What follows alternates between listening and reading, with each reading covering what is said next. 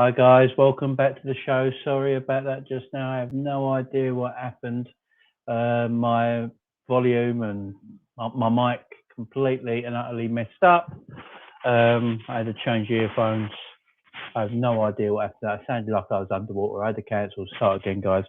I'm really sorry about that, guys. I hope everyone is doing well and you've had a great week. Apologies for the late delay there and the mess up. But we're back now. We're ready to go and talk about these upcoming fixtures this weekend. And we'll go look at the main fixtures this week, guys. So, game week 16. It's going to be a fun weekend of football. Most of the good games are on Saturday. I'm not really going to talk about the Sunday games because the Sunday games don't fill me with a lot of excitement. So I'm not really going to talk about them. Most of the big boys play this Saturday.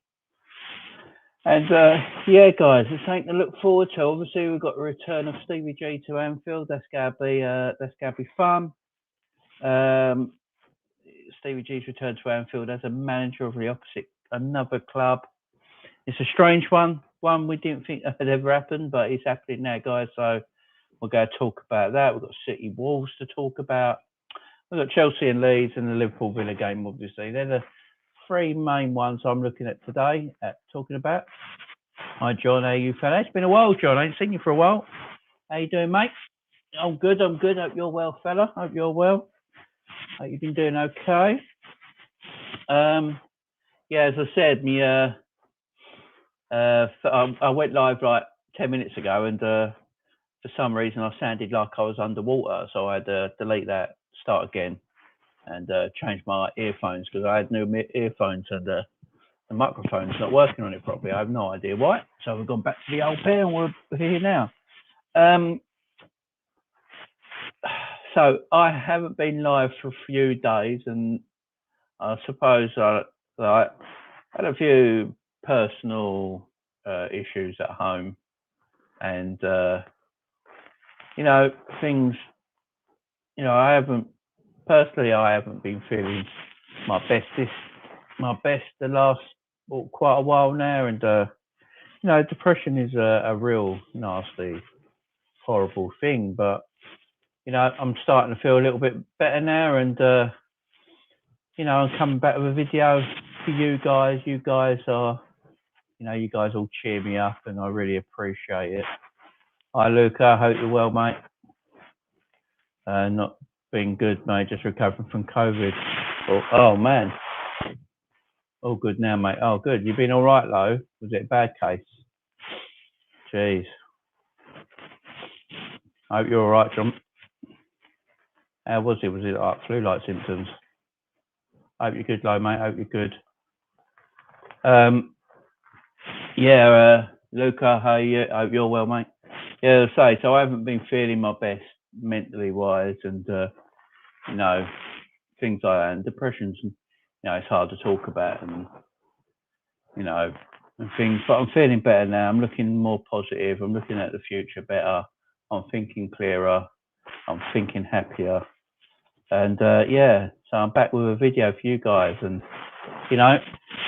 these videos help me in a big way and really cheer me up, and I love talking to you guys. I love talking about the football. I love having banter. I love having a laugh, and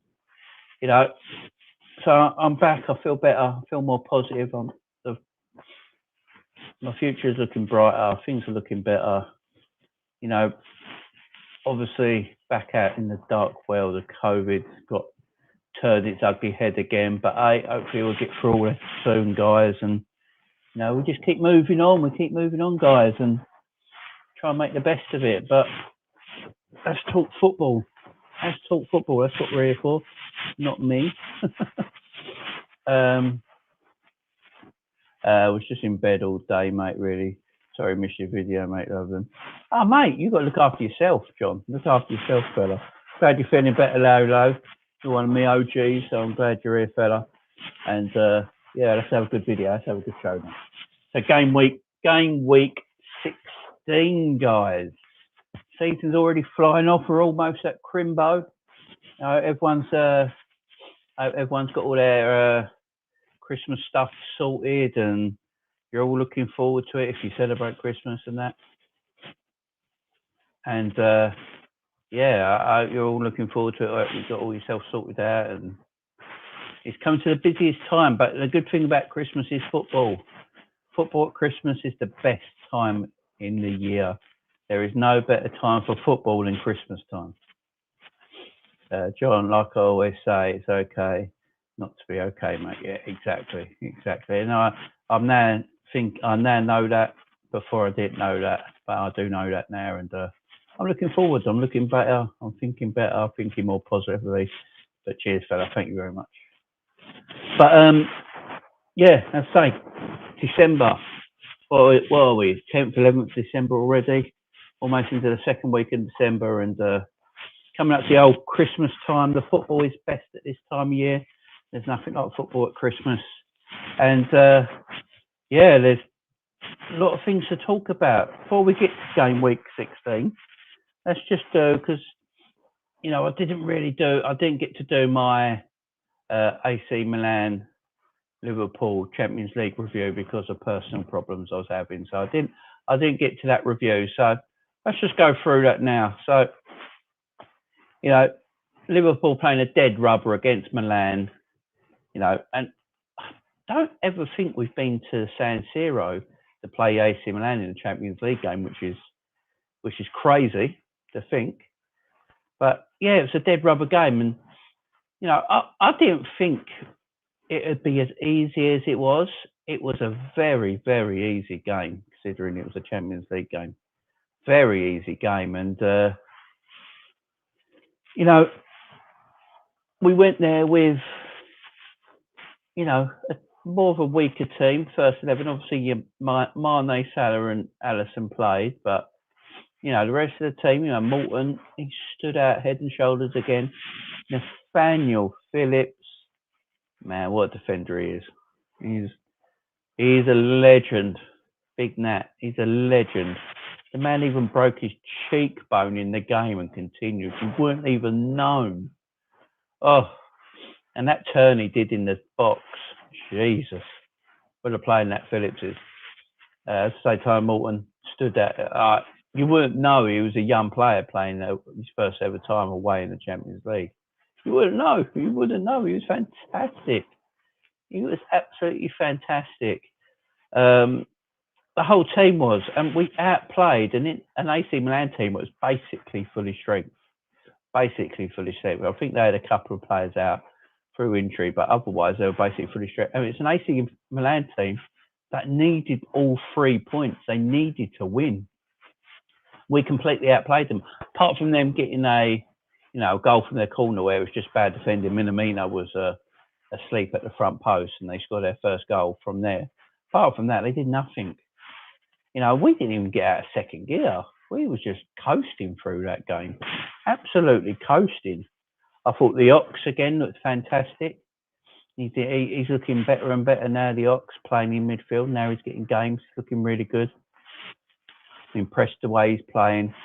I say Morton was fantastic. There was some really, really, really positive. Minamino in midfield. I thought Minamino in midfield actually played all right. I thought he had a good game in Minamino in midfield. A lot of people think that's more of his position in a forward, and I might tend to believe. I think he is more of a midfielder than a forward, to be fair. So that's where he likes to play. He likes to have the ball in front of goal, instead of his back to goal, or being in a wide position. He likes to drop deeper. Again, thought he was fantastic. Kanate was a complete beast at the back. Absolute beast. The man is huge. Absolutely massive. And it just, apparently Ibrahimovic after the game swapped shirts with Kanate. Told him he's going to be an awesome defender going forward, because he's only a baby. He's only 21. He says he's going to be an awesome defender. So that's a mark of respect from a great player, Ibrahimovic. It was a great game. I thought Nico looked fine at right back. Kostas at left back. The Greek Scouser again. not putting a foot wrong. It is just a shame that you've got Robbo in front of him, who at this moment in time is on superb form and looks like the best left back in the world again. Now, but Kostas does nothing wrong when he comes on. Absolutely tremendous footballer. And it was a comfortable night. I couldn't believe how comfortable it was. I just sat here watching the game. I was thinking, this is a comfortable night. We're playing AC Milan, and AC Milan needed a win. They were terrible, and it just shows how good English football is at the moment and what a good place English football is, because Liverpool played nowhere near their first 11 and beat AC Milan on their own pitch comfortably. And I think it just shows how strong English football is at the moment in time. And John says it here. Number 7's coming home, Jamie. And it's hard to disagree. It's hard to disagree because at this moment in time, who's a bigger threat to Liverpool? Chelsea are European champions. You've got to take them seriously, obviously. Man City fail in the Champions League all the time. Every single set. I mean, they got to the final last season, and Pep messed about with it so much that he lost to Chelsea. It could have had a better chance if you're Man City. And do you trust Manchester City to win? I mean, the squad Manchester City got, they should be European champions. The squad they got, but there's something about Liverpool and European football. It's the same with Real Madrid. There is something about European football that these teams just become another team. They become something else. And I really do believe, I don't know who's going to beat us in a two-legged game, especially at Anfield. On a Tuesday, Wednesday night, that atmosphere at Anfield. I don't see who comes and beats us, especially at home. I just don't see it. I think we can go to any ground in the world and get a result. And then at home, we're almost unbeatable in Europe at home with fans. Last year without fans, it's totally different. But with fans at a packed Anfield, 8 o'clock in the evening, on Tuesday, Wednesday night, with that atmosphere, I mean, it's not me just saying it, being biased for a Liverpool fan. Mourinho, Arsene Wenger, Rio Ferdinand, all these, ex-professionals, Glenn Hoddle that you hear talk about it. It's like Anfield is just different for Europe. It's just different. Like Mourinho says it's the hardest stadium in the world to go to get a result in Europe. Going to Anfield on the European night, and especially the way we're playing at the moment. And in February, when we go back to it in February, oh my word, this team could be absolutely firing by February. And I can't remember who said it. I can't remember. It was on Twitter earlier today, and it's one of the ex-professionals. I think it was it's an ex-German player, I think, who said today that Liverpool for him are his favourites because come February they could be absolutely scary. And I just don't see. I mean, Chelsea messed up. They drew 3-3 with Zenit in their last game, and that means they finished runners-up in their group. And if you see the difference of finishing first in your group to runners-up, the runners-up, Chelsea could get quite a hard game in their last 16. I mean, they could get Bayern Munich yet. I mean, if they get Bayern Munich, I mean, one of the top two teams in this competition are out, firstly, but also could be curtain to Chelsea, because Chelsea are not. I mean, by the time February comes round, everyone could be completely different. But I wouldn't want to play Bayern Munich in the last 16, I don't think. That's probably the team I want to have avoided. And, the hardest game we can have is PSG, finishing top of our group. The hardest game we can have PSG. And all the other teams, I think, is Benfica, is it? Sporting Lisbon, Inter Milan. I'll take any of them. Any of them. Even PSG. Look, PSG on paper, Messi, Mbappe, and Neymar, look, on paper, if they get it right on the day, they could rip you apart. But most of the time they don't. They struggle really badly. So I do think it's Real Madrid are in a bit of form at the moment. I mean, yeah, Real Madrid could play Chelsea as well. I mean, Chelsea finishing second in their group they could have messed up bad because you've got the possibility of playing Real Madrid or Bayern Munich in the last 16. And you wouldn't want to play them. You want to avoid them at all costs. Obviously, the later stages of the competition. Chelsea, Real Madrid are going to be the dark horses for me. I don't think Real Madrid will beat any of the English teams. Maybe, I don't think they'll beat Chelsea if Chelsea drew them, but you wouldn't want to draw them. I really do see it being one of the three English teams. But Man United, yeah, they finished top of their group of a piss poor, weak group. Let's get it right. The group was terrible. They should have finished top. I just don't see Man United worrying anybody. I mean, because they top their group, they can possibly get to the quarterfinals the way it's going to look. And then they get to the quarterfinals. I don't see Man United really. If Liverpool play Man United in the quarterfinals, Liverpool over two legs. I just don't see it. I see it. Liverpool. I mean, I think the bookies have got Man City favourites, Bayern Munich, and then Liverpool. They're your three favourites, and I'd say it is out of them three teams. I think it'll either be Liverpool, Bayern Munich, or Man City to win this Champions League this year. I really do. And the way Liverpool are going at the moment, in the league and in Europe, why would you say no? So I agree with John. Number 7 could be coming. But as I say, I didn't get to review that game, so I just went quickly through it. Obviously, Chelsea drew the Zenit 3-3. Man City lost to Leipzig, but obviously Man City were already through, same as Liverpool were. So them games didn't really matter. I think last night we had Villarreal Atalanta. Villarreal Atalanta beat Atalanta Sevilla, wasn't it? And Atalanta somehow went out, which I was shocked about. Dave LFC chats, welcome Dave. Keep up the good work, mate. Cheers, Dave. Everyone go and obviously subscribe to Dave's channel. Great bloke. It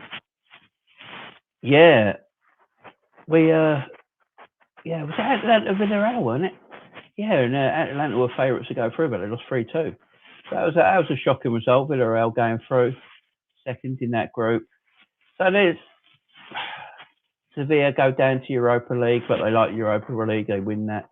Borussia Dortmund in the Europa League, and Barcelona in Europa League. Now, I don't know about you guys, but Barcelona in Europa League makes me laugh, and I can't think of a team that deserves it more than them scummy pieces of shit, Barcelona.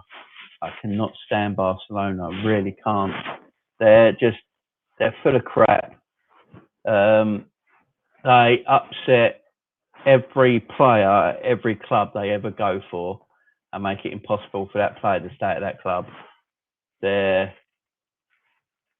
awful people, run extremely poorly, spend money like it's your girlfriend with your credit card, and they're a joke. I can't stand them. I'm glad they're in Europa, and I hope their demise keeps going. I hope their demise keeps going. The longer the better. I can't stand them, as Dave says here. Barcelona, exactly. Absolutely, Dave. They're an absolute joke. An absolute joke. I bloody can't stand them. Absolutely can't stand them. And I'm glad they're in Europa. I hope they draw West Ham and get knocked out. I hope West Ham draw Barcelona in the next stage of the Europa League. West Ham turn Barcelona at the London Stadium. Can you imagine that? Mighty Barcelona going to the London Stadium and West Ham knock them out of Europe completely. That would be hilarious. I would pay money. I'd pay a ticket to go to that game. I really would, to watch that. I mean, that Europa League's getting quite tasty, though. Now, but obviously Barcelona in there, Borussia Dortmund, West Ham, And obviously Sevilla's dropped down into there now. Sevilla win the Europa League. You know, it's their cup, ain't it? They love winning Europa League, so you might make them and Borussia Dortmund joint favourites. Yeah, there's some good teams in that Europa League this year. It's a bit Barcelona. They're just, oh man, it's hilarious, and they might not even qualify for Europe next season. They might have to win the Europa League to get into the Champions League next season because I think they're sixth in La Liga. I think they're 6 points away from the top four. They're in dire straits. They just lost to Real Betis.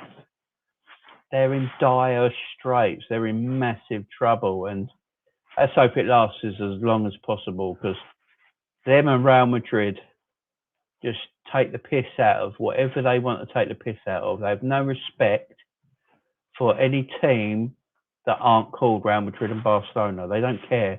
They think they can just step on them like they're ants and upset the apple cart as much as possible.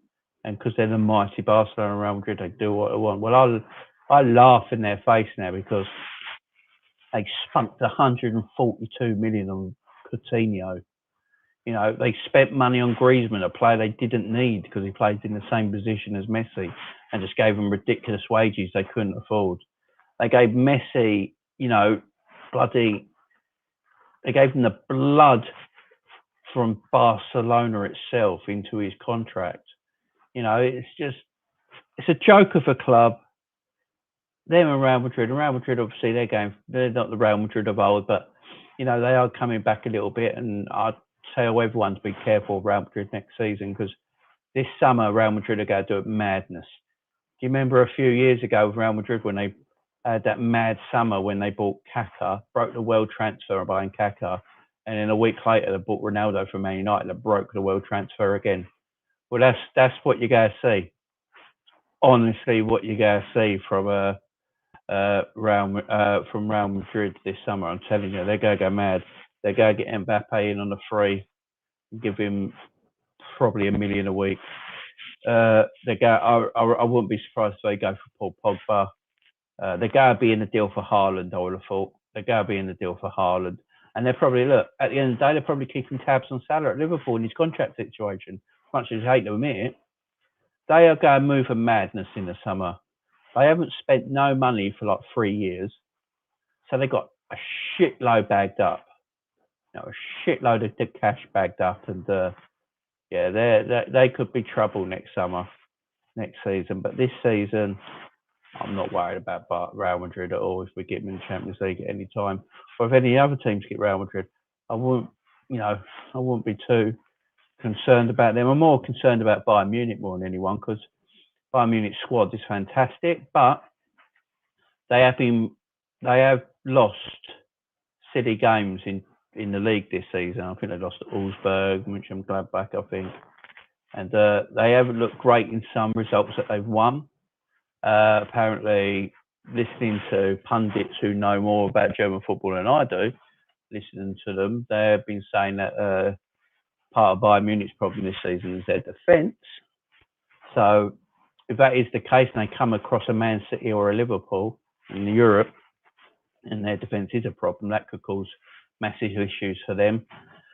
But going forward, they're a heck of a team. And, you know,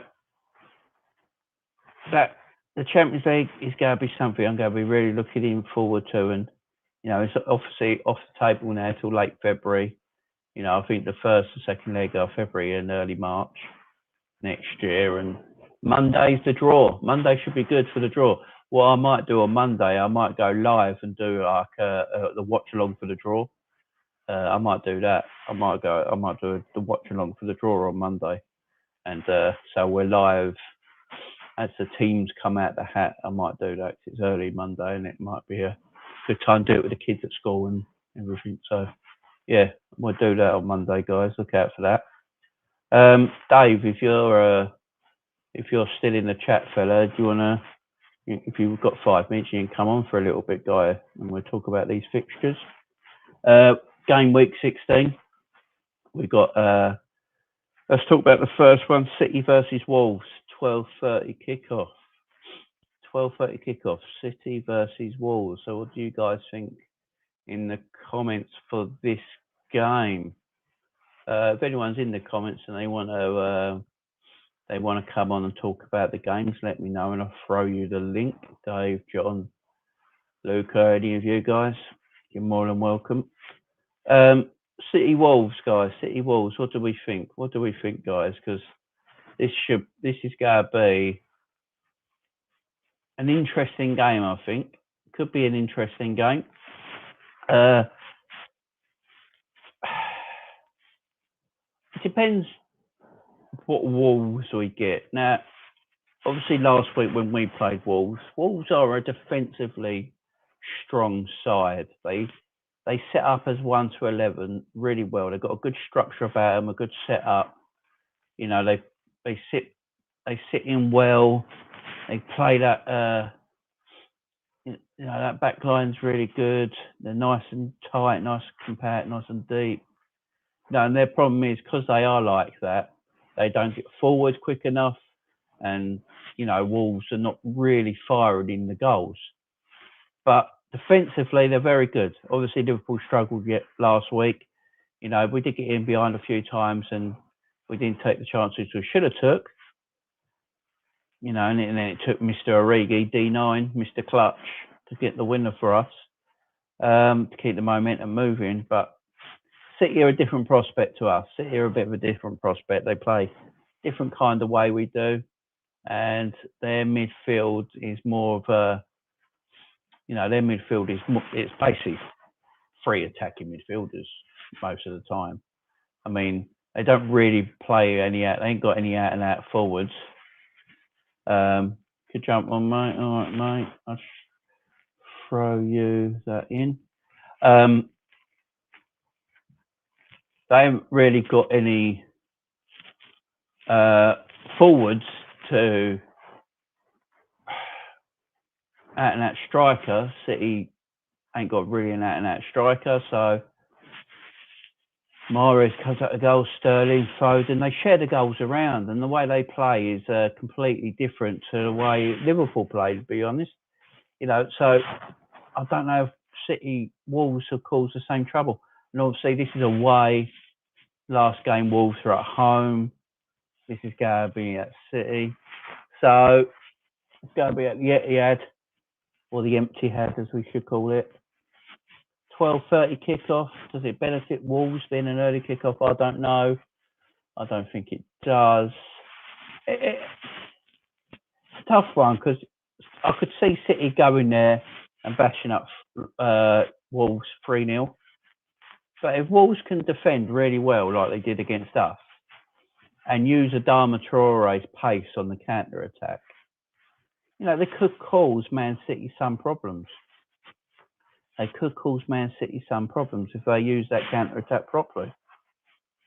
I mean, they caused us a couple of problems, not too many.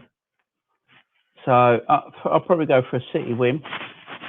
I'd love a Wolves get something out of this game, because that'd be massive. Wolves could get something out of this game, considering we all play on the same day tomorrow. So we're all playing the same on the same day, which is unusual, ain't it? These Chelsea-Liverpool games all at 3 o'clock on Saturdays and not being live. And then you see what Super Sunday is this week, and it's absolutely trash. Absolutely trash. So, guys, the link is up if you want to come on and talk about the games with me, guys. The link is up. No worries. You can all jump on and we can chat. So I'm probably going to go for a City win.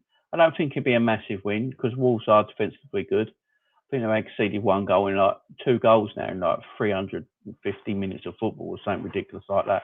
So I don't think City are going to go and bash them up. But I do see a City win. I see like 2-0. You know, 2-0 win. I think Wolves will contain City for a while, but then City will work them out and break them down eventually and get a comfortable 2-0 win. Chelsea versus Leeds. Now, Chelsea have gone through a bit of a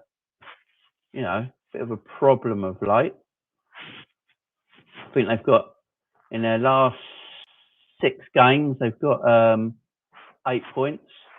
So they've not been absolutely firing. Not been absolutely firing. So this could be an interesting one. Let's bring on John. We'll talk about. Hello, fella. Right, man, how's you? Yeah, I'm all right. You feeling better now? A lot better, man. A lot better. Yeah. Yeah, you look at you sound better. You sound good, mate. You sound good. Man, how's you? So, what do you reckon the City Wolves game? I found a draw. You think a draw? Yeah, it's an hard one to call, ain't it? Because Wolves, they're good defensively, but they don't score goals, and we all know what Man City can do to a team. So it's a hard one to call. It is a hard one to call. I fancy there's it 2-2. 2-2. Yeah, I mean, I think City. Personally, I think City might win, but I think it might only be like a 1 or 2-0. Where I think they'll take a while to break this Wolves team down, because this Wolves team they're a good outfit. They're a good team, and they know They're a what they're very good doing. team. They know what they're doing. They defend well. They try and use the counter attack, and if they can do that against City and get a Darmatore going with his pace, and I don't know. It could be a tight one. A draw. I could see a draw. I could see 2-0 City. I could see a draw. I'd love Wolves to take points. That'd be fantastic. As I was saying, we're all They're playing on the brilliant for us. Saturday. We're all playing on the Saturday, which is really weird. I've said it already.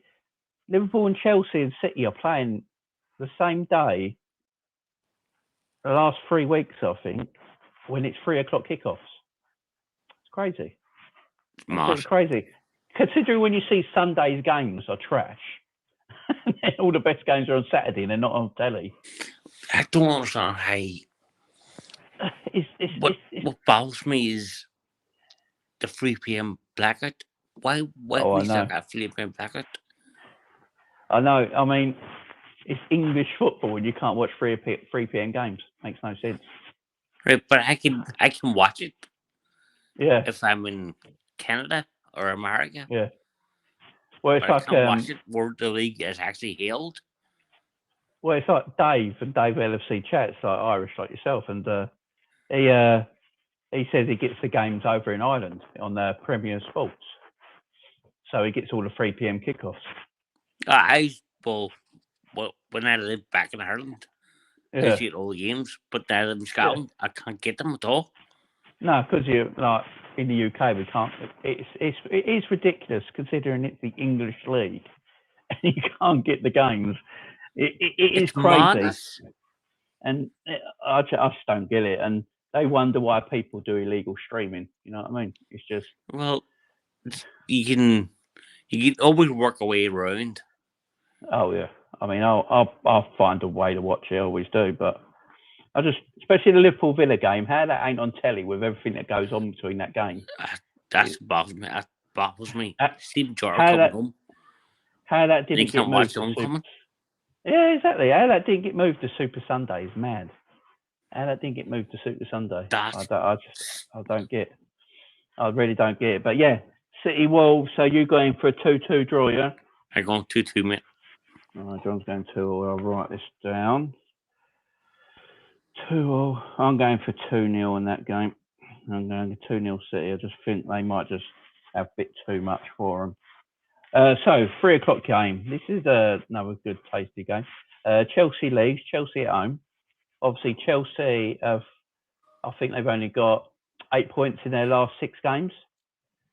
So they're having a bit of a slide. But you predicted this, John. I've got to say you predicted this. Chelsea is on the downfall. You did predict this. You did say it a while ago. They would have a little slump, and it'll carry on. I fancy Leeds to win that one. You fancy Leeds to win that one. Now, is Kante still out for Chelsea? As far as I know, yes. Because that's a massive miss. That's a massive miss. Because Jorginho is complete trash when Kante's not about. He's. I don't get the hype around him. I really don't. I don't know. I don't totally get it. Because what I've seen the last few games, I've got to say, it started with Man United game, which is weird. That if you put Jorginho under a lot of pressure and press Jorginho when he's got the ball. He has no idea what to do. He struggles, Well, and he turns the ball over all the time. And teams have figured that out. the thing I don't get with Chelsea, right? Chelsea don't have a goal scorer. No, they ain't got All one. their goal scorers are defenders. They cannot keep it up. Yeah, the last, what is it? I think 14 of their goals this season come from defenders. That's crazy. They can't keep it up. No, you can't. It's not possible. So it's not possible. People are talking about Chelsea is title contenders. Yeah. You can't really talk about them title contenders if they don't have actual goal scorer. Well, when I look at Chelsea, I don't believe Chelsea can go on the same winning runs as Liverpool, Manchester City. No, I think Liverpool, Manchester City have proved they're still the two best teams in the league. Darling, in terms of Liverpool, everyone says but Man City's squad is deeper and better than Liverpool's. I don't agree. No, I don't either. I've been saying that for a while now. I think if you look at Liverpool's squad, look what we've done against AC Milan with a B team. We wait the floor with AC Milan with kids. Oh yeah. That's what I said there at the beginning of the video. That game was ridiculous. So it shows how strong we are. No one talks about our squad. How strong we are. No, that's the thing. What makes a good? I've always said this. What makes a good squad? Is it having a lot of players like Chelsea have got? Chelsea have got more players than we have in our squad, or is it having 14 to 16 players that are better than having 24 players? Like Chelsea, like you hear Chelsea fans now moaning because they're getting injuries, ain't they? And we all remember what Chelsea fans told us last season: don't moan because you've got injuries, because you've got a squad. And all you're hearing at the moment is Chelsea fans moaning left, right, and centre. Oh, we got injuries. We haven't got Chilwell, and Alonso's terrible. And last season, we can't play without Kante and all that. We get third place last season with Van Dijk. Yeah, exactly. With most of our team out injured, and we still finished third. Yeah. With what? Nat Phillips and Reece. Yeah. And it just shows. And we finished only 5 points behind Man United, who said they had their best season in 7 years. And it just shows. The stats prove the 6 games we lost at home, had we won them, or won some and drew some, we would have won the league. Oh yeah, we would have. Yeah, it's then 6, as you say, them 6 home defeats as to what cost us the league title. Road to Red Devils. Hi Jamie, did you see Villa fans singing for that poor Birmingham City fan Arthur Hughes? Massive respect for him. Yeah, what happened to that little boy is awful, absolutely awful. It should never ever happen. And them 2 parents burn in hell, to be perfectly honest. That little boy, fucking rat. I think apparently she's already getting her just desserts in prison, what I've heard. I hope so. Yeah, apparently all the prisoners are feeding her loads of salt on her dinner like she did to the boy. Fucking scumbags. Awful people. But that little boy, was he 6 years old? I mean, it was hard to watch. That was hard to watch. Yeah, I would never. The last thing you'd ever do is hurt your child. It never crosses your mind. It's fucking sick, man. It never crosses your mind. And it all happened in lockdown, didn't it? All happened in lockdown. Oh, when you can't ever go back to that, Jesus. But Red Devils, hope you're well, mate. Hope you're well. You, if you're about Devils, come on, mate. The link's there. Anyone who's available to come on. No worries. Talk about the games. Chelsea Leeds. This is going to be a test for Chelsea, I think, because Leeds only play one way. You know, they just play one way. They're in your face. They play open, expansive football. They won't change the way they play. I think they got their striker back now. Bamford's back now, ain't he? I think he came back from injury last week, didn't he? He actually got the equaliser in the game, didn't he? So he's back now. They got their goal scorer back. It just depends what. I mean, Chelsea. I thought Chelsea in Europe in midweek looked terrible as well. I thought they looked terrible in Europe. Do you think it Tuchel's probably maybe getting found out? I've been saying this. I said this in my last video. I said this. I think Chelsea. I think teams are starting to figure out the way Chelsea plays because Tuchel doesn't change his formation. He plays three at the back no matter what. Even when they're losing, he doesn't change. And even with the injuries and the personnel problems, he's sticking to that three at the back. Like in Europe, on Wednesday, he had to play Reece James in midfield. And I don't want to hear this injury excuse from Chelsea. I really don't, because they ain't got a clue what real injuries are. When you got to play, last season for injuries.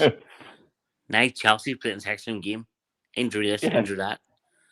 That's what I'm saying about squads. Is their squad actually that good? That's the thing. Yes, their first 11. I mean, they got 14 fantastic players, but look, when you look at if Robbo's injured, we got Simicast to come in, fantastic left back. Unreal. Miles better than Marcus Alonso. So Chilwell's out. They've only got Marcus Alonso, who even Chelsea fans hate. So they got him. We get David Ree. Yeah. I mean, if Reece James is out, they got Aspilicueta, who's not the same sort of. He's a good player, Aspilicueta, a good defender, but he's not going to do what Reece James does.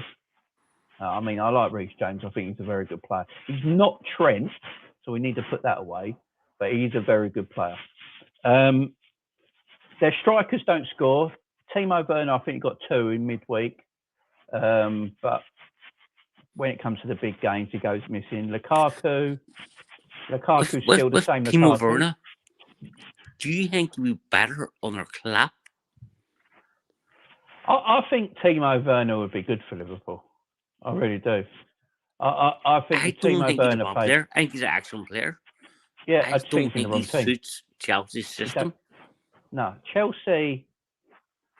Tuchel plays not to lose games. That's how he plays. So he plays not to lose, and not where Klopp plays. Klopp's football is I'm just going to risk everything for the win.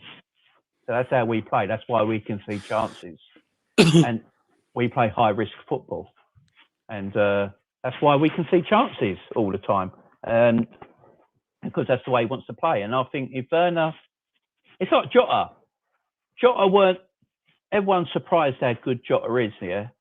But when he was at Wolves, he played for a defensive manager who played in a defensive way. So he couldn't unleash his attacking ability. He's at Liverpool where Klopp allows him to do that. You see the better player. So I think with Werner, at Liverpool, I mean, Klopp wanted him from day one when he was talking to him and everything. It was almost a done deal. But then FSG thought Jota would be a better player, and at the moment they've been proved right.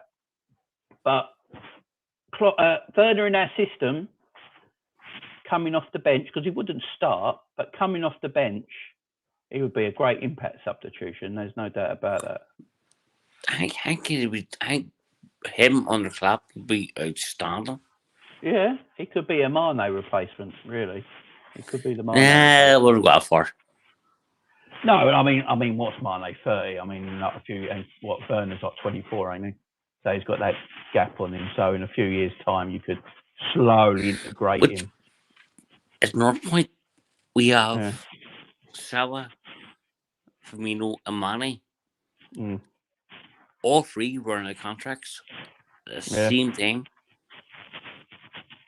I think 2 of them will get done, and I think 1 of them won't. And unfortunately, I don't think Salah's will get done. I've just got this funny feeling. I think it's done alright. Look, I mean, I've read a lot of people saying it. I just don't know. I have no idea.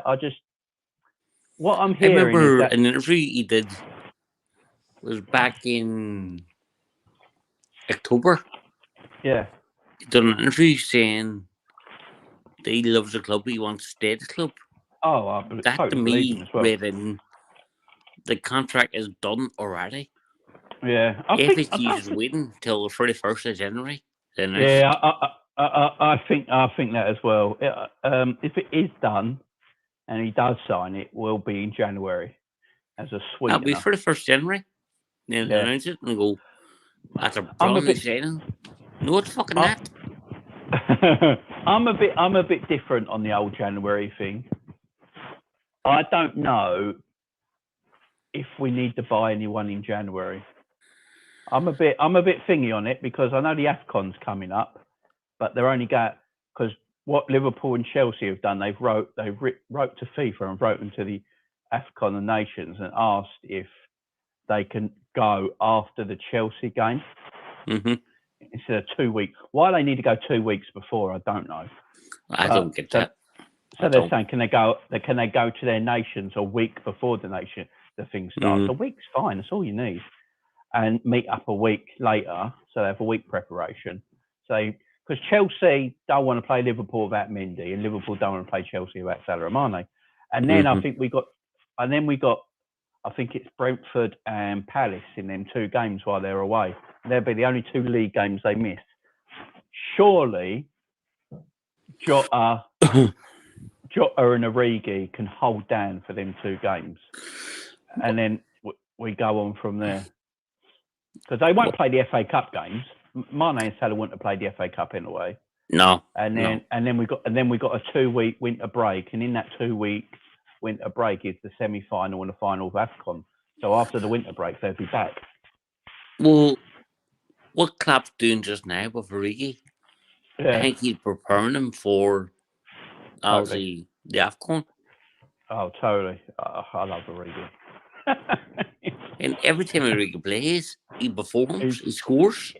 He's a decent footballer. He's a decent footballer. But as Klopp says, he just wishes there was another manager who'd give him more of a chance. Which is a weird thing for Klopp to say. It makes sense. It's a weird thing for him to say. Is that Klopp trying to sell him?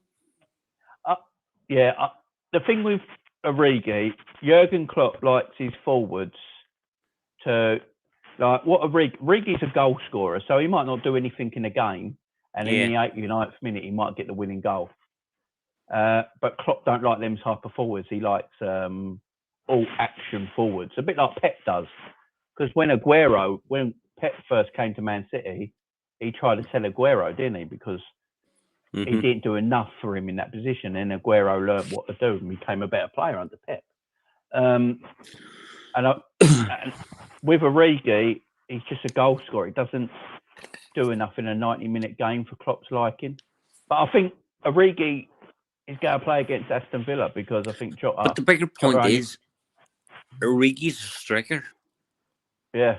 He's a striker. Out-and-out striker. Yeah. Klopp doesn't like to play with a striker. No, he likes an all-action attacker, don't he? So people always talk about bringing Haaland in the club. It wouldn't work. I don't see that works out. It wouldn't work. You couldn't play Haaland. You could not play Haaland with Salah and Mane. They'd get in each other's way. I don't see how it works because Klopp doesn't like to play with a striker. No. Haaland is a new striker. The only time he did it was with Lewandowski at Borussia Dortmund, but Lewandowski's a different animal, ain't he? That's completely different, but that's different animal. With the Liverpool team, the way we play at the minute, I don't see how it works. See it working. I don't see how. I agree with you. I don't see how an out-and-out striker works in our front three. Don't get me wrong. If it happened, picture Haaland and then the crosses of Trent. Yeah, I mean, he'd get 50 goals a season. But deadly. It would be deadly, but I think if you had Haaland in our front three, I don't think Salah gets as many goals or Mane, because Haaland will want all them goals. Haaland, a proper striker, is not going to want to share goals. They want all the goals. And that's why it works so well, because Jota, if whatever three you play, Mane, Salah, Bobby, Mane, Salah, Jota, or if Salah comes out and you play one of the others, they all share it around. They all share Would the you face of the team. Would you bring a Genie back? Alone? No, I won't bring Genie back. I wouldn't bring back a player that's already left. The only time I'm glad we did it is when we brought Fowler back that time, but it weren't the same Oh, Fowler. I cried that day. I cried my eyes out that day. I loved it when Fowler came back, but it just weren't the same Fowler that left, was it? It just weren't the same. No, but it was. It was just emotional, wasn't it? It was sentimental, but it was nice, is it? But if you're really thinking about it, look, I like Genie. I've got massive respect for Genie Wijnaldum and what he did for Liverpool. But at this moment in time, I like the midfield without him. Thiago, who is obviously the Genie replacement and always was, he's a far better footballer than Genie Wijnaldum. Right, but you talk about that, but Thiago has injury problems. Oh, that is one of the. Along with I will say, Genie's massive thing was that he was never injured, and I'll give him credit for that. He looks after his body extremely well, and but we're scoring more goals from midfield this season without Genie, which is weird. But Genie can also play a more forward position, like I think he does with Haaland. Yeah, I think Klopp has tweaked the midfield a little bit. I think because when Thiago plays, Thiago is a more head-up, forward-looking player than Genie was, and that's no problem. Genie played his way, but Thiago's more heads-up, looks for the killer pass. No, I don't think it would. I don't think it would happen.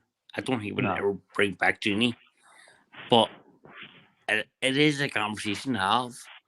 Yeah, I mean, I love Would Genie. He make our squad better? Well, it would make the squad better because he's always fit and he's a very, very good footballer. But Klopp, I don't think Klopp likes bringing players back who left, does he? But again, Klopp didn't want to sell him, but in the first place. No. He didn't want to sell Coutinho either, but he wouldn't have Coutinho back, would he? He's already said that he would never have him back. No. I don't know. Coutinho left on a dirty. Coutinho's different. He put a transfer request in. Yeah, he left on the dirty, didn't he? It was just Genie's contract, and I don't know. It's a hard one. I love Genie, but I think the team's quite settled. It's a risk. I really bring back an ex-player is a risk. Yeah, it is a risk, and I think the team's quite settled, and the young wonder kid Harvey Elliott, he's not far away from coming back. Well, there's reports saying he's back in late January, early January. Apparently, he's in light training, so he's doing outdoor work on his own, and they reckon he might join in with squad training, with team training, sometime in January. So he's not far away, and with Harvey Elliott, I think we've got to remember before he got injured, he played every game. What was picking him? He is some player.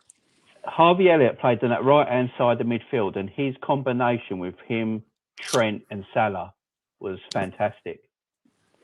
He's some player. Like he's going to be fantastic, and obviously we shouldn't rush him back. We should let him take his time. I don't want to rush him back. No, but when he's ready to come back, he'll improve the team because the sooner he's back, the better. Yeah, he's going to be a fantastic option for us. I think the Ox is maybe starting to prove some people wrong. But it's been my whole issue. See with Ox, everyone said Ox is done. Ox over the last few games have proven he is not done. No, I thought he was fantastic on Tuesday night. I thought he had a great game Tuesday night when he came on. I mean, he started the game, played really well. He needs a run of games. Yeah, and look how many games he's had now. He's had quite a lot, hasn't he? Once he gets a run of games, he's a good player. He is fantastic. And he's starting to believe in himself. Is it Naby? Yeah. He threw Naby in a game there. You're not going to see Naby. But you give Naby a run of games, you will see Naby perform really, really well. Oh, yeah, there's definitely the Ox and Naby are very good footballers. Their just problem is their injuries. But Ox hasn't really had a problem with injuries this season, touch wood. He's actually been... I am shocked. I'm actually shocked. Him and Matip have so far been touch wood. It must be their new diet or they're taking some special tablets. Isn't it? Ox hasn't had a problem with injury since January of last year. Yeah, he's kept quite fit. It's just been his... when you've had a lot of injuries like the Ox has, it must be very hard mentally to come back from it. Because you think as soon as you get tackled or anything like that, you just go get injured again. So, but I don't think he scored that. No. I don't fear him. No, I like the Ox. And midfield options are starting to look a lot better. I think Cater's in training now, so he'll be in the squad for Saturday. Ox will be in the squad for Saturday. Hendo will be in the squad for Saturday. Thiago, Fabinho, Milner. Midfield is looking quite good again, all of a sudden. Really good.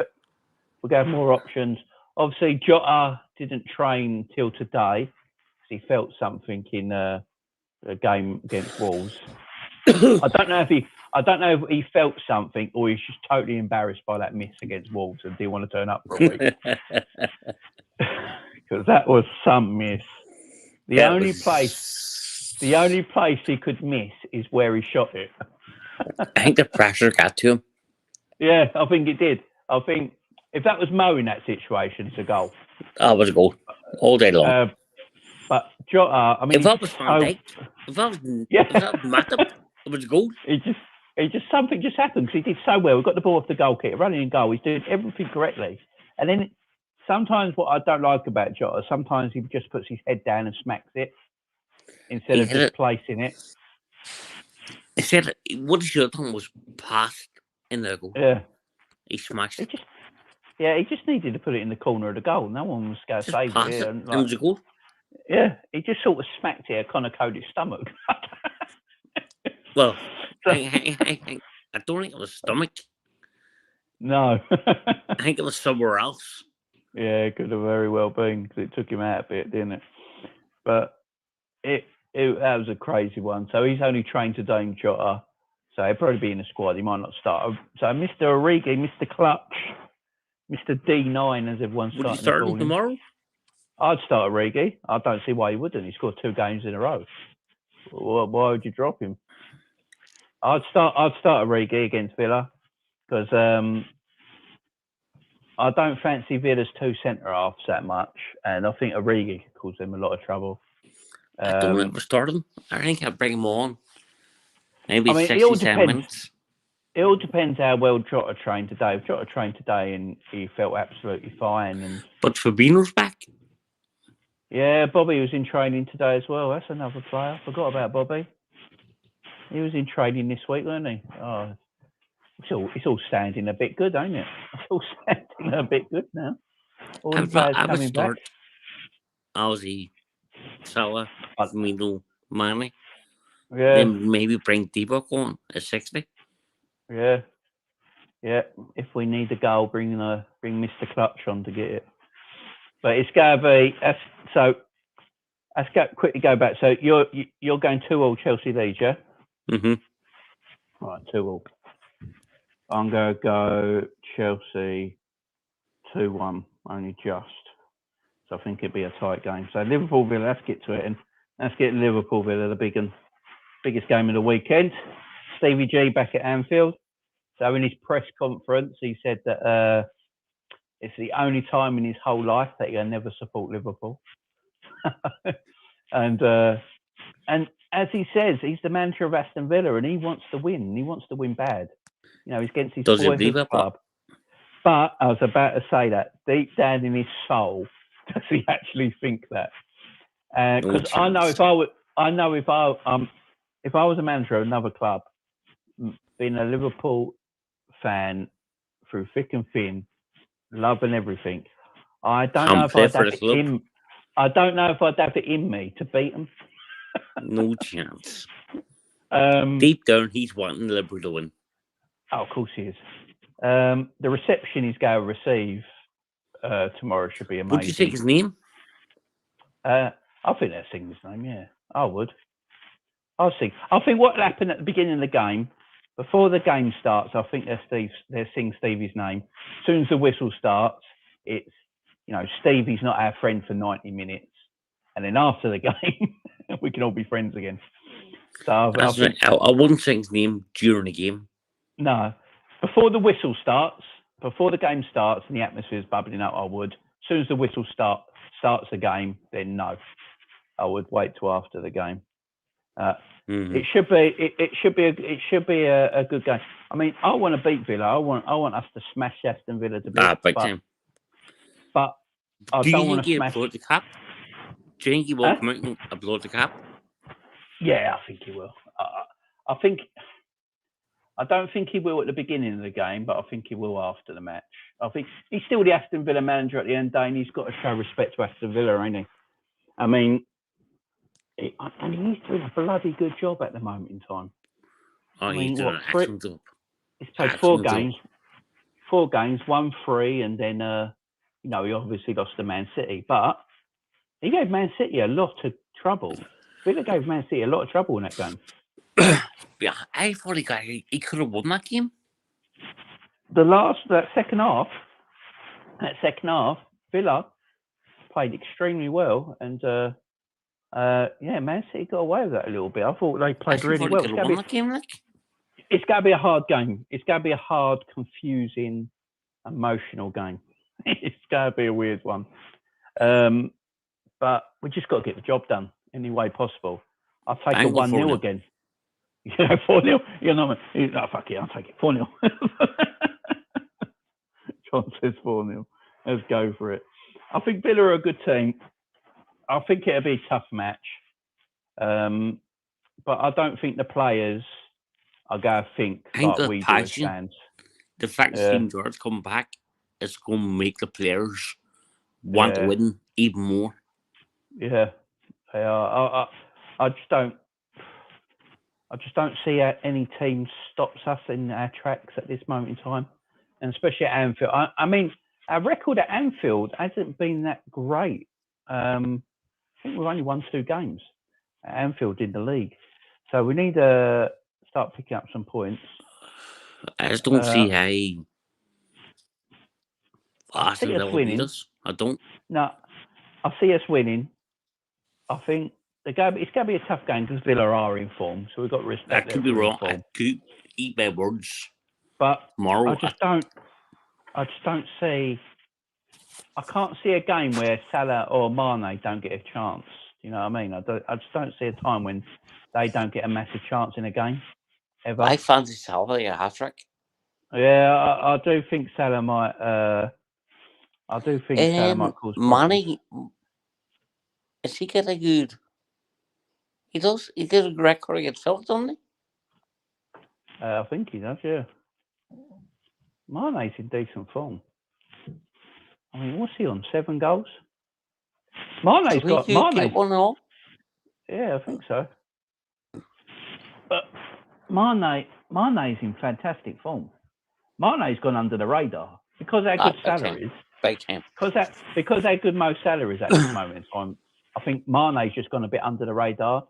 Mane's got like 10 goals in all competitions. He's got 7 in the league. Jota's got 8, and then Salah's obviously got 13. And everyone last season saying that, he's dead and Mane's lost it and he hasn't got his pace anymore. He hasn't got this and he hasn't got that. It's just some people haven't got a clue what they're talking about. He just had a bad year. It was an awful year to play football. There's no fans. Personally, I believe Mane and Bobby they need a crowd. Yeah, they want to entertain people. They're entertainers. And when there's no one there to entertain, you don't feel like doing it, do you? Yeah. At the end of the day. If you go to a rock concert and there's only 5 people there, they're not going to give you their best performance, are they? No. Whereas Salah, I think Salah's just got a different mindset. He was a score all day long. Salah's got a different mindset. It's going 3-1 Liverpool. I ain't seen Kai for ages. Welcome back, fella. Welcome back. Salah's just different. He's different gravy, though, ain't he?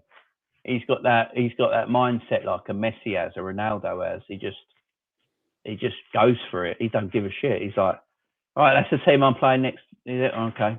I'll score a couple of goals. He's ridiculous. Absolutely ridiculous. He's just different, ain't he? He's absolutely How different. he finished 7th in Ballon d'Or is unbelievable. He was below Ronaldo. What's Ronaldo and Salah the last 12 months? You know what I mean? It's just Salah all day long. You put Ronaldo and Salah in the last 4 years. Yeah, I think everyone forgets because last season wasn't the greatest season. It was a bad season for Liverpool because of the injuries and the trouble we had. Salah got 30 goals in all competitions in a terrible season. It's ridiculous. I think that goes completely unnoticed and don't get talked about enough. We weren't good last season. We had loads of injuries. Our midfielders were our defenders, so we had no midfielders. If Salah was playing and for he still Barcelona, got 30 goals. Yeah. Would he have won Ballon d'Or? He would have won Ballon d'Or, yeah. I mean, Ballon d'Or is a popularity contest, ain't it? Right, so why, if he was playing for Barcelona, would have won Ballon d'Or? Why is he not winning Ballon d'Or playing for Liverpool? Don't know, but I mean, he's got to win it next. The way he's going, he's got to win it next year. He's got to win it next year, surely. Ballon d'Or, I've lost all respect for.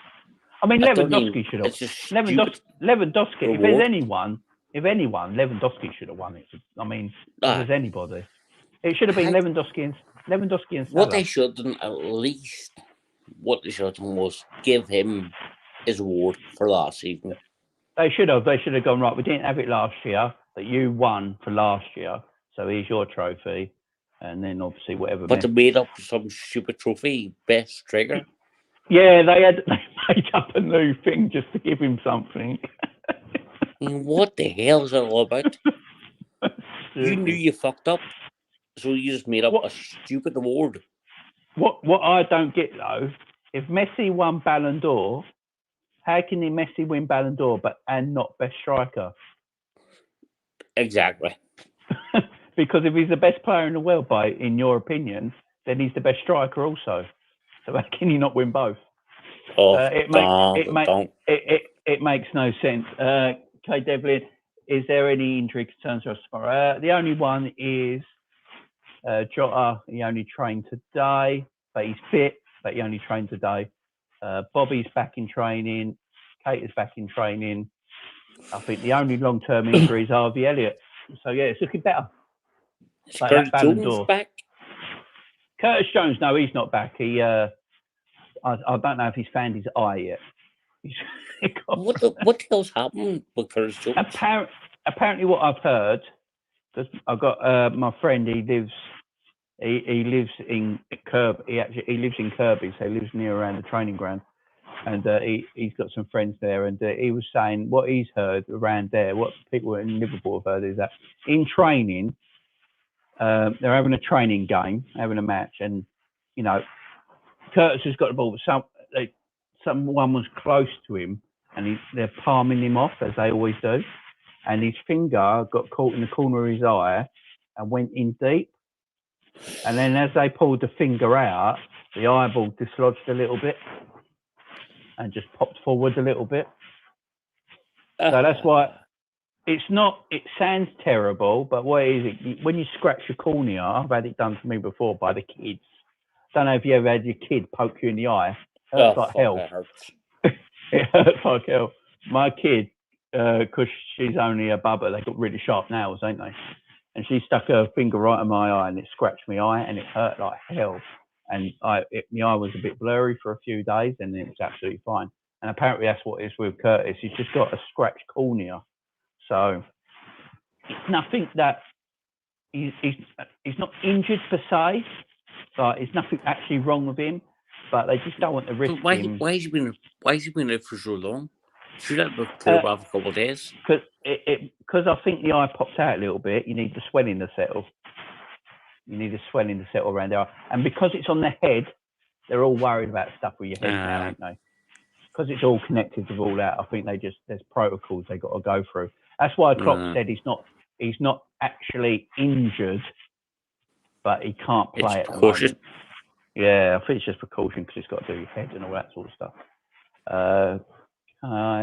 because I was watching Klopp's press conference, and I think Matip picked up a knock in training or something. I think no, Matip was in training, mate. If you go on the Liverpool website, and they have the training videos there, and Matip was in team training, so he was all right. He might have had a little knock, but he's all right. The one who had a little knock was Jota from Wolves last week. He didn't train all week till today. So yeah, that was the only one. He's out, no? Yeah, Phillips is out. He broke his cheekbone against Milan, but you wouldn't know. The guy's a warrior. That man is. That turn in the box. What? When he's got the ball and the attackers are coming at him, and he just does that turn and walks away with the ball. It's like Jesus. He broke his cheekbone. Yeah, with Ibrahimovic headed him in the cheek, didn't he? And he still played on. I didn't know anything was wrong. No. And he was still headering balls. Man, he's a G. The guy's a warrior. I love him. I absolutely love him. And he's a very good defender. A very good. Did you hear all that? Did you hear that crap on Talk Sport with our Bonglahor? What's that one? You know, on Talk Sport. You listen to Talk Sport. You know, Gabriel he's on Talk Sport in the morning. And he said that Nat Phillips is not a Premiership defender, he's a Championship level defender. Oh, fuck off. I was like, what are you watching? He's an extremely good defender. He's a very, very good centre-back. I mean, I would put him... He's probably right. There's Van Dijk, Matip, Kabak. No, not Kabak. Fuck Kabak. Canate. Canate. In Phillips Gomez, isn't it? Phillips. He's probably our fourth choice. Yeah. That's what Kai says, yeah. He's class, his choice centre-back. I mean... The thing I like about Nat Phillips, if he comes into the team, I'm not worried. No, not worried at all. I'm not worried at all because I know he's going to be quality. I know he's going to do I know for a fact, if Phillips on the team, he's going to headbutt every fucking ball in that game. Oh man, he will every cunt to win the ball. He's going to have some brain issues when he's older. He's made for a young Jimmy Carragher. He does. He's old school. He's in the wrong era. If he was in the 90s, everyone would be talking him up. Back to him. Because what he does, he just defends his goal line. So he heads it out if it needs heading out, and if it needs kicking into row Z, he just kicks it into row Z. Doesn't mess about. He's a mixture of a young Jimmy Carragher and a young Sam Hippie. Yeah, because Carragher was no nonsense, wasn't he? He was no nonsense. He just sometimes that's what you need a defender. There's no nonsense. But the problem is nowadays, and I don't think it's a problem because I like Phillips. I think he's a good defender. What I like about Phillips, because he's no nonsense, but because he's not apparently, he's not pleasing on the eye. Because you got defenders around there, they bring the ball out elegantly and they can spray passes. But not everyone can be. Not everyone can be like a Virgil van Dijk. No. He's a different kind of defender, and I think he's great. I really would you like him. Would you rather have Gomez or Nat Phillips? Say that again. Would you rather have Gomez or Nat Phillips? Jesus. If you asked me 2 years ago, I would have said Gomez. 2 years ago, I would have said Joe Gomez is England's best defender because I thought he was. I thought he's tremendous. But I think Phillips is a better defender as a header, clear it out. He's a better battler. But Joe Gomez is more your elegant defender, ain't he? He's your new age centre back. But if I'm going into war, if I'm playing Burnley or West Ham, if Nat Phillips played that West Ham game, I don't think we would have lost. No. Because I think he would have cleared all the corners out because he's a battler. So yeah, I really rate him. I love Gomez, but I'd rather have I Nat like Phillips. Yeah, I mean, at this moment in time, I'd probably have Phillips in front of Gomez. I really would. Kai, Jane, would I be able to call in sometime next night? I'm on tomorrow, Kai. Come on tomorrow and call in, fella. Come on tomorrow, mate. I'm on again tomorrow night. Yeah, Nat Phillips is doing the world. I mean, his only problem is he's a good defender and he needs game time. He needs to play week in, week out. I think he could go to Brighton or a Southampton or something like that and play every week and do a great job. I really do see it. I could see him going to them sort of clubs. He could go to Arsenal. He's better than Gabriel. Easy. He's better than Gabriel. He's better than Gabriel. He could go to Arsenal and be first team. He could. He's a battler. He's what he needs. He's what they need. Oh, have you seen? I don't want that to happen. But if you look at if he could go to Man United, he's better than Maguire. What's the massive differences between him and Maguire? Really? What's the massive differences? I think the only thing Maguire has on Nat Phillips, Maguire's got a good pass on him, and he can come out with the ball a little bit because he used to play midfield. Fridge. But defending wise, I think Nat Phillips is maybe a better defender than Maguire. That's what I'm saying. Maguire is what, £80 million defender? Most expensive centre back in the world, yeah. Wow. That's Mandy's fucking fault. But Maguire and Nat Phillips. Maguire is a better player all round. Maguire is a Premiership centre half, and I hope he makes his. He's got. Part of me wants him to leave Liverpool so he can go on and flourish somewhere else and show everyone how good he is. Because he's never going to be a first teamer at Liverpool. Because Matip, Van Dijk, and Konate are in front of him. I don't know if you've seen it today about the Portsmouth goalkeeper. No, I ain't heard anything. He's on loan from Man City. Ireland. Oh, I think I saw something about this. Yeah. The Ireland goalkeeper. Yeah, I saw something about this. They're on the verge of banning him. Yeah, apparently. I don't know why. I mean, how many keepers do we need?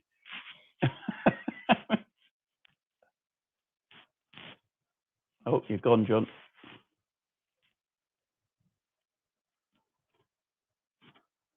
I'm here. Drop out and come back in, John. Drop out and come back in.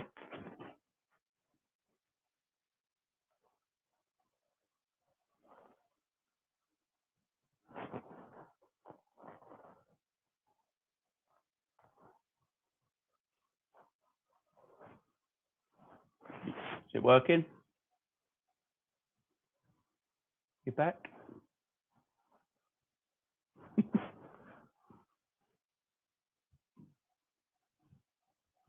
You all right? Right. 1 sec, John.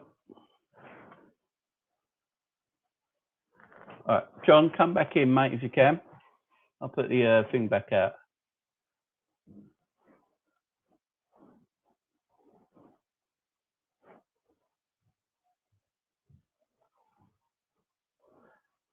See if you can come back in, John. I don't know what happened. You went on mute, mate. Your mic went quiet.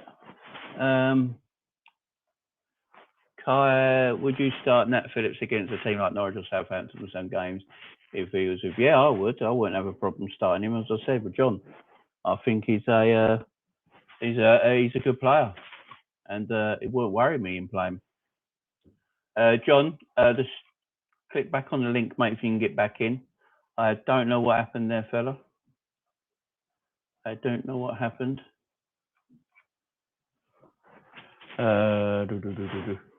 Yes, guys. So, Liverpool Villa, guys, give me your scores in the comments. I think it's going to be a tough game, but I think Liverpool will come through. 2-0 on going. Let's see if John's back. You back, mate? I mean, has you? There you go. What happened? Your mic went. The missus tried to phone me on fucking Master and everything else, and fucking You on your phone, are you? The goalkeeper. Apparently, Yes. he's actually ahead of Karius. No, not Karius. Gallagher in the Irish squad. What, in front of Kelly? Oh, I like Kelly. I didn't know that. But, oh, man. That means one of them's going to go. I mean, Adrian's obviously going to go at the end of this season. So Harry's going to go. So we go have the two Irish keepers and Allison. That could be what they're going for. But then why will Kelleher be a bit pissed off that you're getting someone else in and he's never going to get a chance? That's amazing. I wouldn't. Makes no sense. I like Kelleher. I don't know what he's done wrong when he plays. Good player. I wasn't saying the keeper. No. I think he's done a fantastic job. Yeah. He deserves to be number 2. Yeah, Kelleher's number 2 for me. He's a good number 2 as well. And but do we need someone better to challenge Allison? Maybe, but I mean, who's going to bloody challenge Allison unless you get like a Ter Stegen as number 2 or something like that? I mean, to challenge Allison in goal is going to take some bloody doing. Let's go. Have you seen on my last video? I did a massive rant about Arsenal. It went for 20 minutes. Have you seen it? I've seen that one. Oh, Arsenal do it. They do my head in. And they still do my head in now because they're being. Because I did it after the Everton game on Monday, and I was just Everton completely and utterly humbled them, and it was hilarious. Because Arsenal fans, I've never seen a fan base big up their players or team more than Arsenal fans. What does my head in is a second to win the game. The best team in the world. Oh, yeah. And a second to lose. Second manager. Get a manager out. Yeah. Oh, what the fuck do you want? I know. Where is it when Arsenal win? We're back. You know, back from where? My brother's an Arsenal fan. I'm going, what do you want? What actually do you want to do? They're in a mess. Their owners are terrible. Arteta is not the manager they should have. I don't know why when they got Arteta. I mean, what annoyed me before the Arsenal-Liverpool game, I don't know if you saw it. This is why I went on my massive rant. I couldn't believe it. Before the Liverpool-Arsenal game, they did their Arsenal fans. I think it was on the Football Terrace. It was on AFTV. It was on some other YouTube channels like the Big Six and all that. And they were doing their combined Liverpool and Arsenal team. And they put in Gabriel and Wyatt in front of Matip and Van Dijk. All right. They put in their goal. Are they smoking funny shit? Oh, no, this is Arsenal fans' life. Because they think they've got a world-class defence, don't they? Some Arsenal fans think they've got a back four, a championship-winning back four in the future. So they left out Van Dijk. And Matip, who would walk into that team. And then they had... in the words of John Henry, what the fuck are they smoking over at the Emirates? I know. It's all the time. And then the goalkeeper, obviously, because he's having a few good weeks, they had him in front of Allison. Oh, no. And I went on a massive rant. I went on this massive rant about Ramsdale. Because Aaron Ramsdale, what I've noticed, I've been watching it. I've gone back and watched Arsenal games. I actually studied this. I looked at it closely because everyone's going on to me. I'll keep hearing everywhere.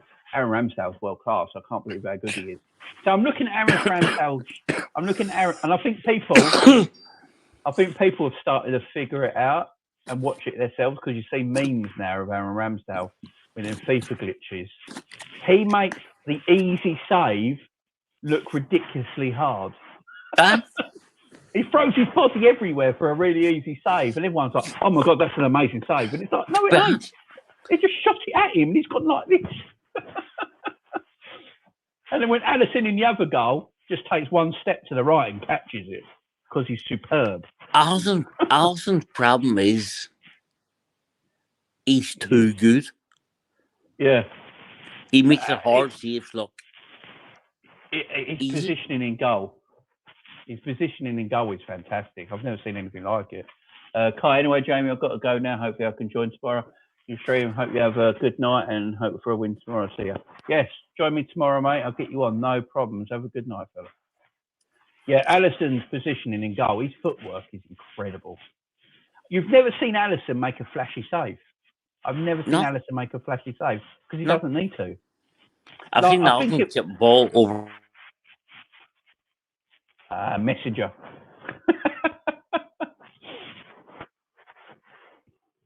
Message you up. John's having problems with his phone, getting messages. But guys, so Kite, come back on tomorrow.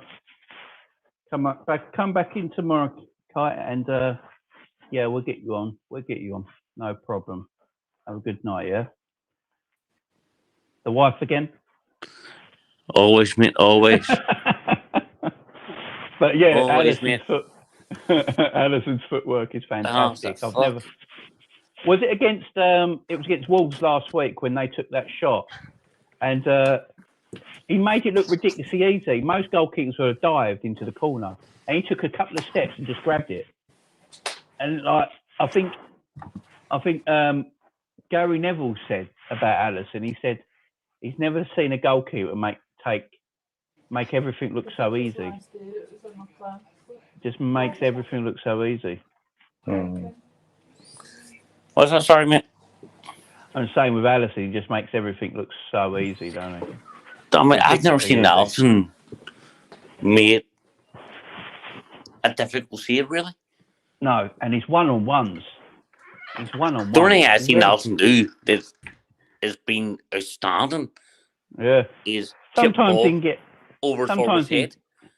Yeah, sometimes he can get a bit thingy with his feet, but I love it. Yeah, I think a lot of the time, he knows what he's doing. He waits for the defender to come to him and then he passes it. But sometimes it gets a bit like, oh my God. But his goalkeeping is top notch. I mean, he's the best goalkeeper we've had since Grobbelaar, probably. Rayner was a decent keeper. Rayner was brilliant. I love Rayner. Yeah, Rayner was a decent keeper. I've got a really soft spot for Pepper Rayner. Dudek was a quality goalkeeper as well. Jersey Dudek was a quality goalkeeper. Was he? Well, when we bought Jersey Dudek, he was ranked the best goalkeeper in the world. When we bought him. Jersey had a real... But Dudek will go down in history for that double save in the Champions League final when the penalty is saved. Big time. So he's a legend always, just for that. He'll always go down as a legend he's for that. He's a legend just for that alone. As a pure goal... have his dodgy moments. No. I thought Rayner was a good goalkeeper, and Rayner was good with his feet as well. Love him. Good. He's the best penalty stopper I've ever seen. Yeah. And then Brendan Rodgers sold him to buy Mignolet, which made no sense whatsoever. But Brendan Rodgers is a fucking wanker, but... Oh, no, he's having problems at Leicester now as well, ain't he? Leicester fans are starting to turn... I mean, I've seen people. Brendan Rodgers goes to a club for a couple of years, does brilliant, then on his third or fourth season, it falls apart. Yeah. Look at Liverpool. It always does. Always has. It happened to Liverpool. It happened at Celtic. It's happened to Leicester. As a pattern. Yeah, there's something not right there, is there? That these teams just completely... It happens all the time. I reckon the players stop listening to him. Must be the players stop listening to him. He just talks about fucking shit, I think. He is a bit David Brent, ain't he? Him and his fucking... His envelopes. Reading the names in his fucking envelopes. He has got that cringe factor, ain't he? Oh, there's something... Don't know. I think he's a good manager. I do think he's a good manager. Yeah. But there's something not right. I don't think he'll ever manage at the top level. No. I think Liverpool is only... I think Liverpool will be the highest... Yeah, I don't think he'll ever manage at the highest level. No. when they were But talking about again, Man he's been United. looking Man U job. I just can't see him at Man United. I can't see Man United fans letting him go to Man United. I You love can't have to. a former Liverpool. Yeah, I would, but you can't see it. If I was a Man United fan, I would not want a Liverpool manager at my club. Oh, I love it. But if he went there, I'd be like, well, Man United ain't going to be successful. So that's all right. Oh, that was brilliant. I think with Rodgers, for the first 2 seasons, he'll make a team look very good. And like, Aye, but that third season and going into the fourth season, he just seems to, falls apart. I mean, lose his way. And he's got a good team at Leicester. It's not like he's got a bad team. And they I don't might know not what be it listening is. to him. It's, And he's crap in Europe. He's awful in Europe. it He's not happened. got. Like I said, it happened with Salik. Obviously, Yeah, I live in Glasgow, yeah, so I seen it firsthand. yeah. The section make happen in Scotland. Well, as soon as First 2 or 3 Gerrard years, came, he was brilliant. Going in that well, fourth year, he had no competition though, did he? exactly. That was the thing. When Stevie Once came Stephen Gerrard along, came up, he yeah, left. yeah, He and was then scared of the competition. I don't think Gerrard likes Brendan Rodgers anyway. I don't think they get on because Yeah, when I don't Brendan know. Rodgers was Liverpool manager, he wanted Gerrard gone, didn't he? And I think I remember, Stephen Gerrard respects him as a yeah, manager. I think he respects everyone, but I don't think he's got that. He doesn't like him in person. Yeah, because I mean, we can never forget we're playing Real Madrid in the Bernabeu when he drops Gerrard He to the left bench. him out. He put him I on mean, the that's bench at the Bernabeu. that's crazy. Stephen Gerrard I don't care on if the Gerrard's bench 40. at the Bernabeu. I mean, look at Gerrard at the moment. He looks like he could still have a game. Honestly, look, I was looking at him talking to Carragher last week. He was talking to Carragher for Sky last week, wasn't he? And I'm watching him and I'm thinking, you know what? You don't look that old. He's 41, 42. He doesn't look it. He looks in great shape. no. I reckon if you put a pair of shorts and top on that guy, he could still be a player in the Premier League. Well, I I've really seen the training sessions he had up in Scotland with Rangers. do. Yeah. Stephen he was meant to Gerrard be was immense. there on the pitch. Yeah, I bet he was. I mean, he's just. Now, he was manager, but he best fucking player on the pitch. He's just fantastic, and he always will be. Always will be. What I'll he always should love have, Stevie. I think, is when he went to Rangers, he should have went to player manager. Mm. He would have won the league sooner. Yeah, what was he, 39 when he was manager? He could have done a job at that age. I mean, he looks The after Scottish himself. league is fucking bullshit. I mean, it's not what it used to be. When I was a kid growing up in the early 90s and all that, I mean, the Scottish League was great. I mean, We had your teams Rangers and Celtic had in the 90s were fantastic. you had your Thiago, what's his name? Played with Chelsea. I can't remember now. The former, I remember the Rangers. I remember the Rangers team. Yeah, Flo, yeah. When they Flo was at flew Rangers, in wasn't fucking They had Brian Landrop for goodness sake. it's fucking Gaza. Brian Landrop, Gaza, they had players. Henrik Larsson. So them two in the 90s, Scottish football was great. And Nah, it what just fell happened? apart. What happened to Scottish football was, do you remember when they made ITV digital? Yes. And it was meant to rival Sky, weren't it? As a new digital platform. And then they went and they bought all the rights for Scottish football and the Championship and the League 1 and 2, didn't they? They bought all the rights for that, and they were going to show all the football on that on ITV digital. And then it went under, and because it went under, all the money for the football went under as well. And that's why a lot of Championship teams, like your Boltons and all Birmingham's, struggled because they lost all that money, and all the money went out of Scotland. Absolutely killed it. It's ridiculous. Yeah, Rangers and Celtic has some fucking teams. Yeah, massive teams. And then you think the 70s and 80s were the Scottish players that came over to England. I mean, you think Nichols, players your Alan from Hansons. Scotland? You think Graham Tunis? Your Steve Nichols, your Alan Hansons, your Kenny Dalglish, your Graham Souness's. That's unbelievable. These are like managers. legends. Kenny Fergie. Dalglish. Yeah, Fergie, managing I hate Aberdeen. Fergie too. I hate his guts. But you cannot have not more respect for the guy. No, Fergie was a world class manager. We've got, he might have managed Man United for 26 years, but you got to respect the job he done. The man was great at what he did. He did a great job at Aberdeen. Everyone forgets he won the. I think he won the cup. He won the cup winners' cup with Aberdeen, didn't he? He won the cup winners' cup with Aberdeen. So yeah, it's a shame what's happening in Scotland because there's it's a special league with special teams, and it's just unfortunately not the way it is no the more. only I don't understand is they've been trying to get into the Premier League, well, the English League, for so long, but England keeps saying no. But why is Cardiff? Why is Wales teams allowed in? I believe Cardiff and Swansea were in the English League because they were a professional club before there was a Welsh league. I think that's what it is. Before there was a professional Welsh league, I think Swansea and Cardiff were already professional football clubs, and they needed a league, so they went into the English League because there was no league for them to play in. I believe, because I asked this once before and someone told me it.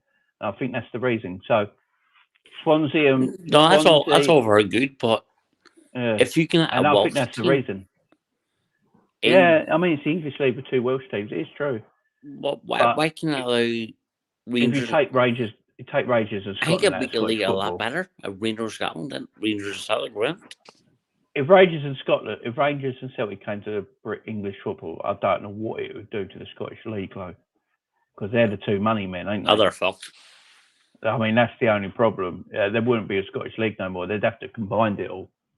All the Scottish leagues would have to combine in some kind of way and just be one ginormous league, because losing them two would be probably the death of Scottish football. Well, you see what happened when Rangers got with the third division.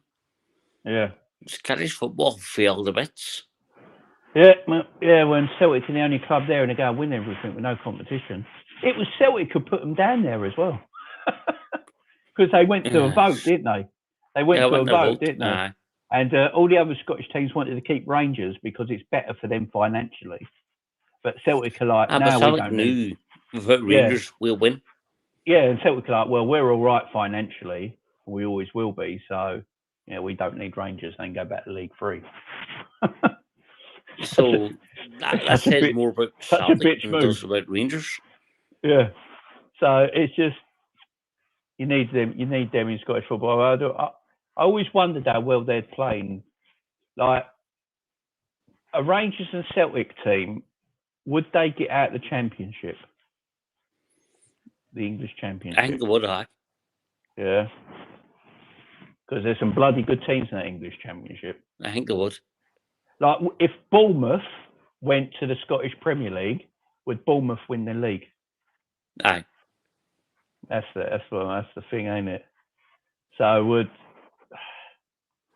but if they got into the Premier League, because of their stadiums, because of the size of the clubs, and then getting Premiership money, they would improve and become better. So. Yeah, I think it might happen one day. Because there's got to be a time where Rangers and Scotland can't just keep playing against themselves every West game. Brom went in the Scottish League. West Brom win the league. It is that bad at the moment, ain't it? I mean, the thing with Rangers and Celtic, surely they're going to come to a time where they go, we can't just keep playing against each other every year. Because something's going to have to change. Not get competitive. Scottish football just needs a massive, big investment. I watched when Gerrard was manager of Rangers. There was Rangers. Rangers actually have shares in Arsenal. Do they? Mm-hmm. That's great. It was back in history. Arsenal, it was back in, I can't remember the exact year, but Arsenal were actually going to go under. All right. Rangers invested in Arsenal for so many shares.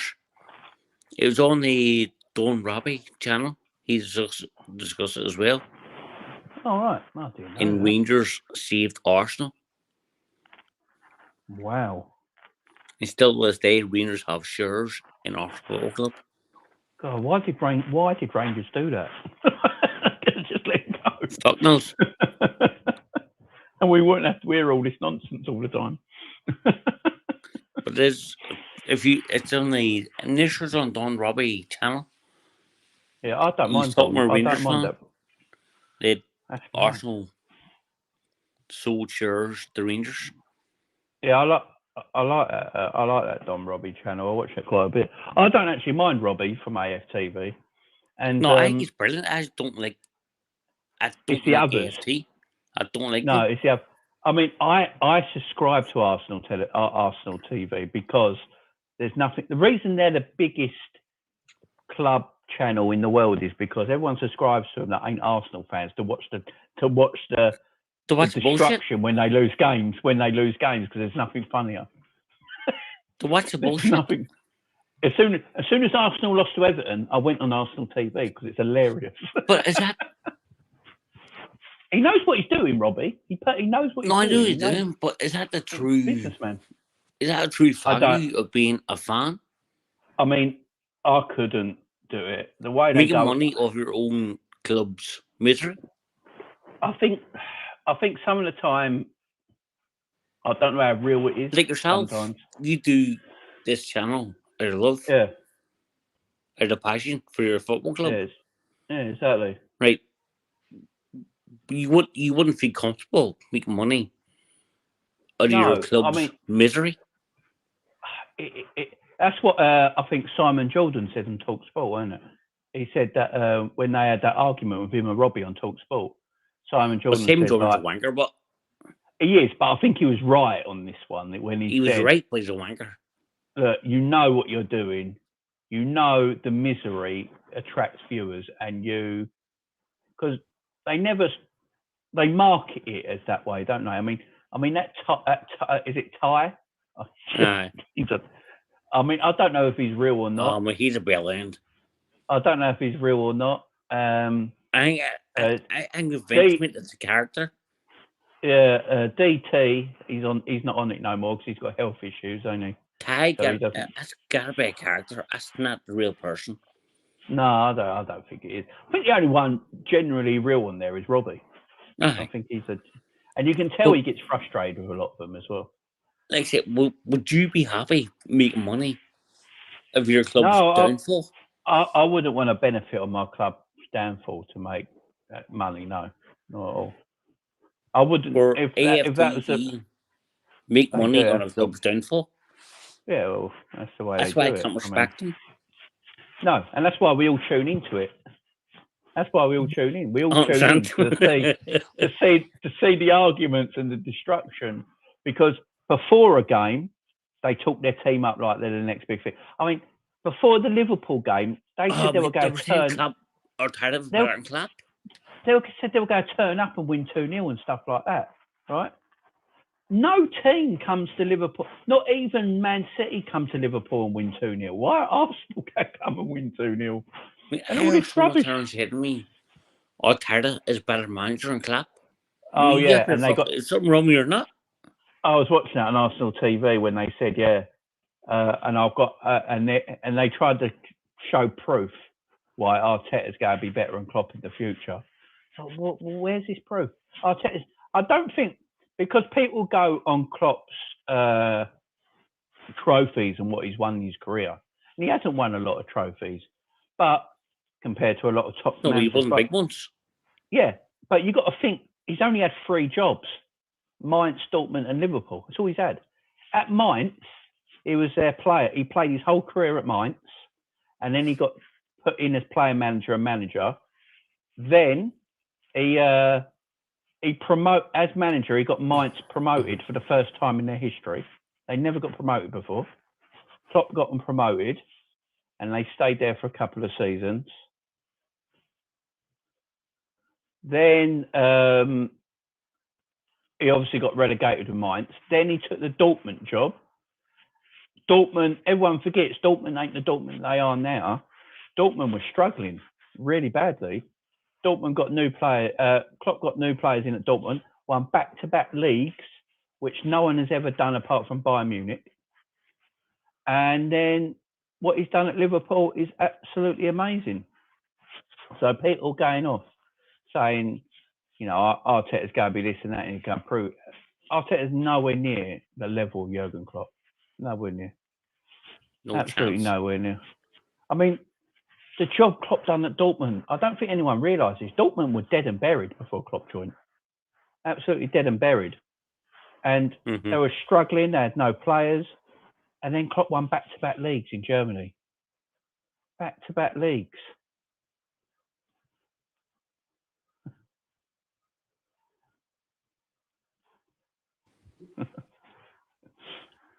He won. Sorry, we boy come in there. That's all right. He's all right. Yeah, he won back-to-back leagues in Germany. Do you know how hard that is if you're not Bayern Munich? Bayern Munich own miracles. He works for miracles. Bayern Munich own German football. They can do what they want. Yeah, but and he won back-to-back leagues. He won the league for Liverpool for the first exactly. time in 30 years. Yeah, How many managers tried and failed to do it? Yeah. And he's got, look, where comes along a sexy German bearded bastard and wins the league. And then you get people like Arsenal fans who think Arteta's going to be just as good. I don't get it. They're fucking they're deluded. I just don't understand. He's done nothing in the game apart from put they're the cones out. Fucking space. It's nuts. It's just Liverpool are where Liverpool are, and we're not rivals because your rivals are Everton and Villa and stuff like that at the moment. You know we're near. But I just can't stand. I can't stand. They're rivals for fucking Newcastle. Yeah. So what did you? Newcastle. Newcastle. So you're going 4-0. You're going big 4-0, yeah? Against Villa. I'm going 4-0, mate. 4-0. You're going 4-0. I'm going 2-0. I think it'll be a tight game, but I hope you're right as well. I think Kai went 3-1 with Salah Brace. He's gone 3-1 with Salah Brace. I think Salah will score. I mean, if Salah don't score, he still makes something happen in the game. He's that good. Of course. So if Salah don't score, he's going to get assist at least. Oh, his assist for Origi's goes unnoticed. No one talks about it. That touch. The touch. Oh my God, that touch. I mean, I lifted the table up and my hands weren't nowhere near it. It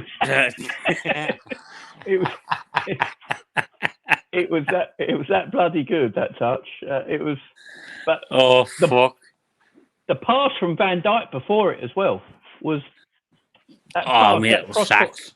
That cross ball from Van Dijk and Salah's first touch, he knew exactly what he was doing. It took the defender right out of the game. Pulled it back for Origi. No one talks about it. Obviously, it was a 90th minute and Origi got the goal. But that's what I say about Salah. If he don't score in the game, he does something special in the game at the same time. If it's an assist or a bit of skill, something that he's all. Oh, man, I'd hate to play against him if I was a defender. Because the thing with Salah, you know what he's going to do. You know what Salah's going to do, but you just can't stop him. No, exactly. It's like Messi. You all know what Messi's going to do. Messi's left-footed. It's like Messi. Messi's left-footed. You know he's going to always want to put the ball in his left foot. Well, and you can never stop him. Stop Messi. Yeah. and you can't stop it. These top players, I mean, they're just in a level of their own. And you know, people go on about your Mbappes and your Neymars and stuff like that. I wouldn't have any of them in front of Mo Salah at this moment in time. No, I wouldn't have any of them. No. Neymar for me is the most overrated footballer I've ever seen. I don't get the Neymar at thing. all. I don't get it. I don't get the Neymar thing. Even some people are going to hate me for saying this. I think Mbappe is overrated. I do as well. The thing, when people say overrated, Like, He's a good player.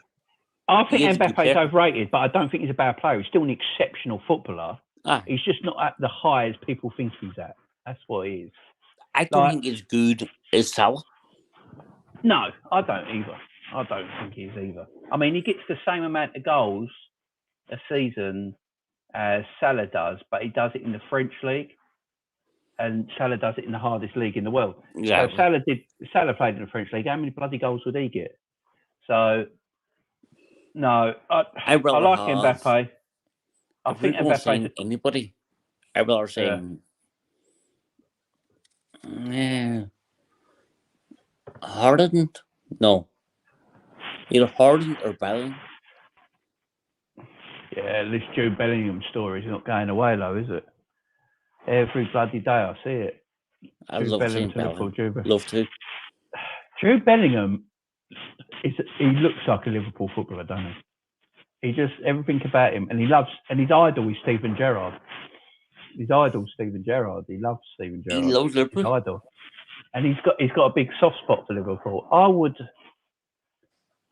90 million though. It's the only thing I just don't ever see FSG. I see FSG spending 90 million if we sell 90 million. I don't see him. But that's the way we work. That's the way we work. But we ain't going to just spend 90 million without selling 90 million. I don't see him going for 90 million. I see him going for maybe 70. I think you can get him down to that. Because I mean, you can get these transfers down and with add-ons, can't you? And eventually it becomes that. There's no way he's going for 90 million. No chance. No, he's only 18 years old, ain't he? It's a massive risk. Although he looks like an exceptional footballer, he's only 18. You don't know how he's going to turn out as he gets older. You know. I reckon the most they go for is 70 million. It's a huge risk, 90 million. Take 20 million off, and I think you're more. Even 70 million is a massive risk. It's a big risk, yeah. But you know, but I think he's a player worth the risk. Yeah, well, if he does what he's doing just for 2 years, you go get your money back straight away, ain't you? So, all day long. It's not too much of a worry. Could you imagine Bellingham in the midfield with Fabinho and Thiago? Oh, yeah, it's. At OnlyFans. Yeah, it is OnlyFans, ain't it? That's a paywall. That is. But then, could you picture Haaland only in the Haaland as well? Process? I mean, Jesus, if Salah does leave the club, that's the table touching roof with hands. Yeah, the only problem with Haaland is that his agent is Mino Raiola, and why do we always? That's what I don't like. Why do we always talk about agents? I hate Mino Raiola. You heard how much money he wants through this transfer? But he's a fucking dickhead. But he wants 20 million through commission through this transfer when Ireland goes in the summer. Right, but if Harding can win you the league in the Champions League, is it worth it? Yeah, I just think Haaland's going to Man City. I just think he's going to Man City. Did you see I said I was on Coppish yesterday, and I said that I've got a feeling Bayern Munich might have already done the deal in some way with Dortmund. Because what you got to remember with German football is Bayern Munich buy the best player from their rivals every single year. That's what they do. And the bet that they last season they got Upamecano and their bloody manager. Leipzig were their rivals last season, and if I want Haaland to go to Bayern Munich, I do not want him to go to Man City. So if he goes to Man City, we're fucked. Liverpool is fucked. Everyone's in trouble because the way they play, if they get Haaland as well, it's going to be horrible. But personally, I think he's going to go Bayern Munich. I hope he either goes to Bayern. I think it's already done. To be honest with you, I've got a feeling there's something there between him and Bayern Munich. As we say, I think Kane is going to go City in the either in January or in the summer. You think Harry Kane is still leave? Mm-hmm. I've got this feeling Harry Kane's going to Man United. I don't think so. Because he's not a Man U player. I don't know if City will go for him. I hope he does. If City do go, if he goes Man U, yeah, fantastic, because he's fucking shit. Harry Kane's lost the step, ain't he? He's definitely lost something. Harry Kane, I've always said it, and I'll always will say it. I don't think Harry Kane is a world-class footballer, but I think he's a class goal scorer.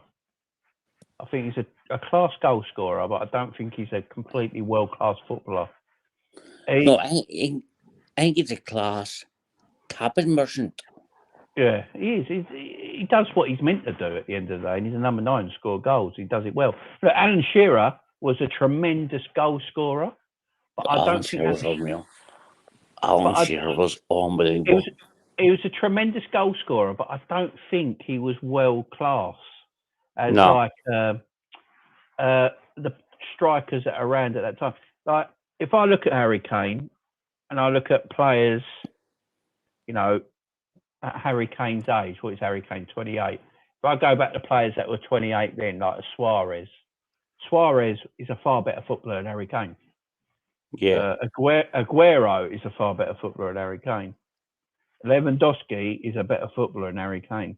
Harry Kane is just a class goal scorer. Oh, someone new. Hi. SW29. Hi, Jamie. Hi. How are you? I think you might be new here. If you're new, hope you subscribed and liked and all the good stuff. Nice to see you here at 10 past midnight. Hope you're well. So what we'll have to do, John, we'll have to finish up here, fella, quickly. I better be going. So just to finish off, so Liverpool got 2 home games in a row now. So we've got Villa tomorrow, and then on Thursday we have got Newcastle at home. So this is a good chance to get a quick 6 points. So hopefully that happens. I think Chelsea play on the Tuesday and City play on the Wednesday. I think Chelsea have got Everton, so I think Chelsea will probably win that. But you never know with Everton. If Everton play like they did against Arsenal, they give Chelsea a game. I'm not sure if City have got, but whoever City have got, they'll probably win. We just got to keep hold of City. City, we can't let City get away, because if City get away, they ain't going to be caught. I think by the end of Christmas period, I can see Liverpool top of the table comfortably. I can as well. I think Liverpool are just steamrolling teams now. I think City and Liverpool will just run away from everyone else. I think that's what's going to happen. Yeah. I think Chelsea will start to flatten out a little bit, and I think Liverpool and Man City will just start to run away with everything. I actually see City. No, sorry, not City. Chelsea falling out of the top 4. I know you said that. You said that all season. You stuck by it, so I'll give you that. I'm not sure because I don't know who else. I mean, 4th place is going to be the best of the rest, because this top 3. From the beginning, the top 4 is going to be Liverpool, City, I go Man U, and West Ham. Yeah, West Ham. Yeah, I mean it's out of West Ham. And I get money on this, so it better fucking happen. That's right, mate. That's right. Right, on that note, we'll end this show. Thanks for coming on, John, my man. Appreciate it, man. Thank you very much. You're welcome. I'm back tomorrow, 10 p.m, talking about all the Saturday fixtures and obviously the Liverpool Aston Villa game, guys. So join me then. Don't forget to like and subscribe, and I will see you all tomorrow. Yes, mate. Much love.